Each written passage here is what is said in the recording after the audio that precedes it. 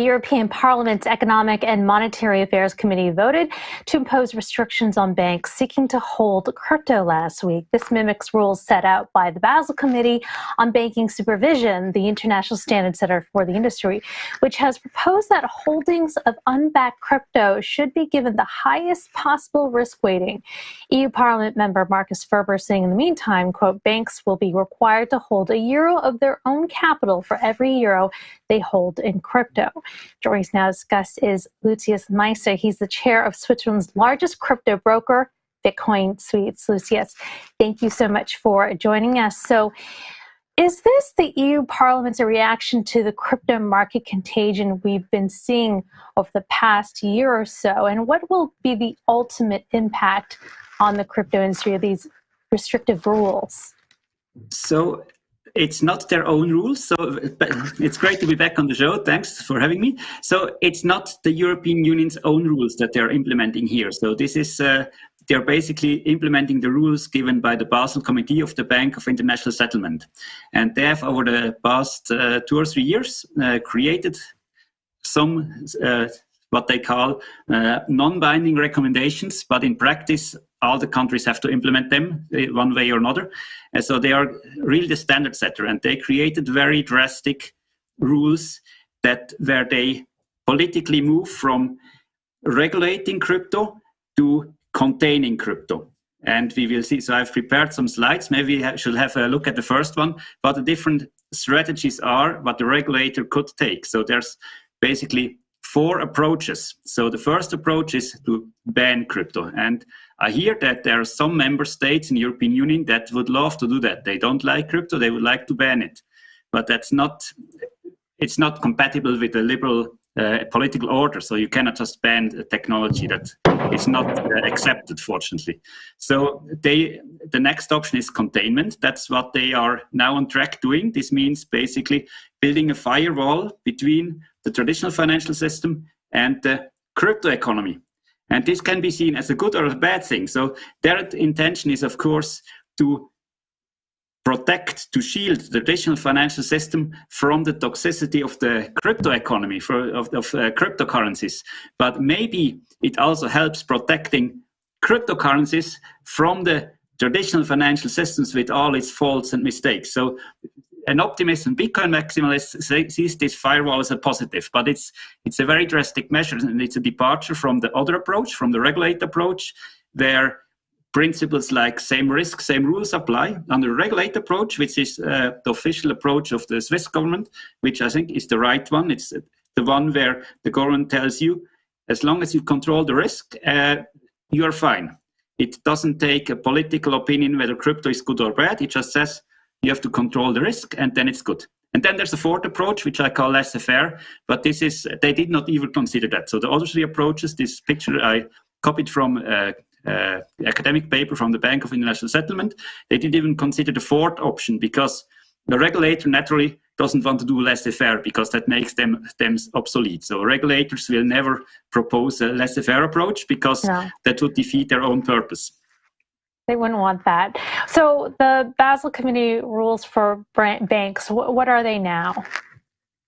Yes, so what they propose, and this will come into effect 2025, is that, and so we've heard before this 1,250% rule, which is the highest possible risk weight. If you multiply that by the normal equity coverage rule of 8%, you get 100%. So it means for every Bitcoin you hold for a client, you need to have 1 Bitcoin on top of that in equity, which is already extreme. But it gets more extreme. They say a bank can hold at most 1% and exceptionally 2% of its tier 1 equity in crypto. So that's the total exposure.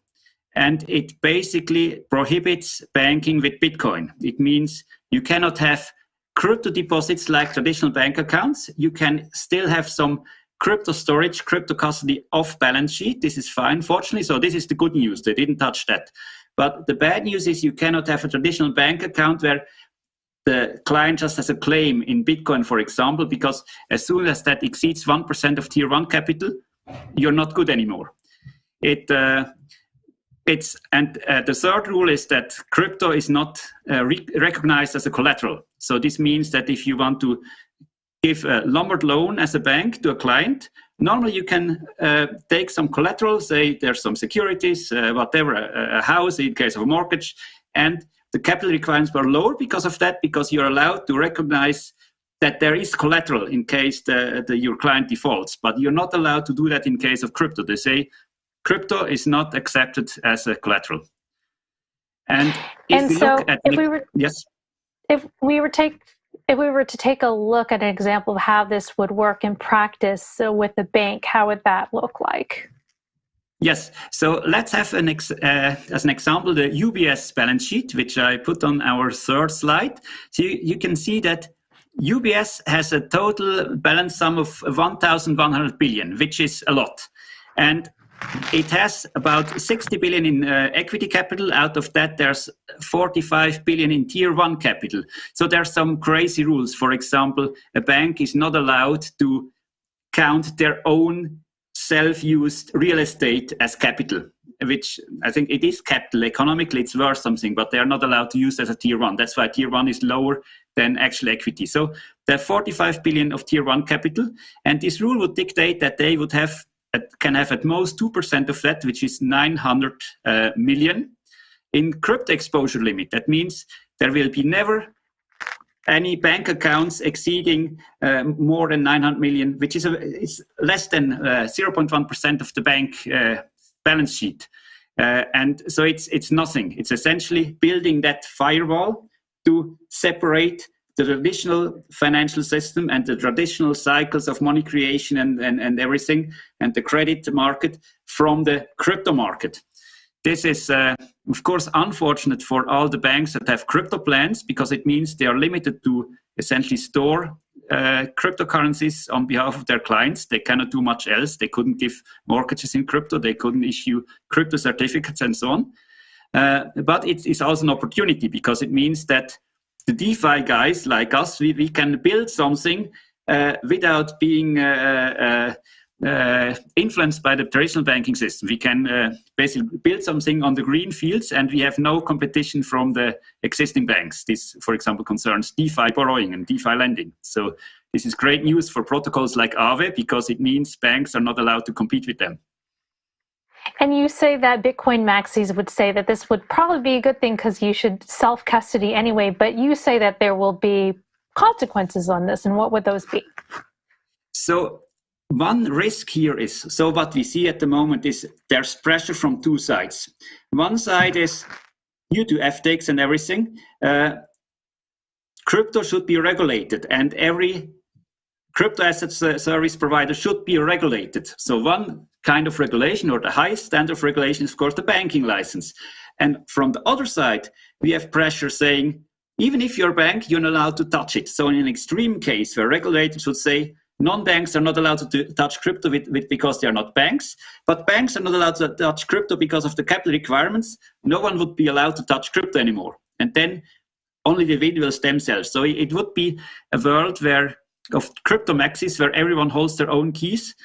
The problem I have with that is that realistically, most of the people, they want convenience. They don't care that much about controlling their wealth. They prefer having an intermediary handling their keys. And even then, the crypto provides some value, because it provides them the opportunity to get their crypto back if they have a trustworthy intermediary.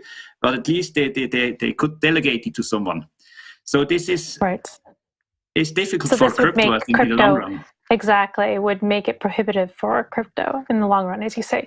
Luzius, we've got to wrap it there, but thank you so much for joining us. That was Bitcoin Suisse Chair Luzius Meisser.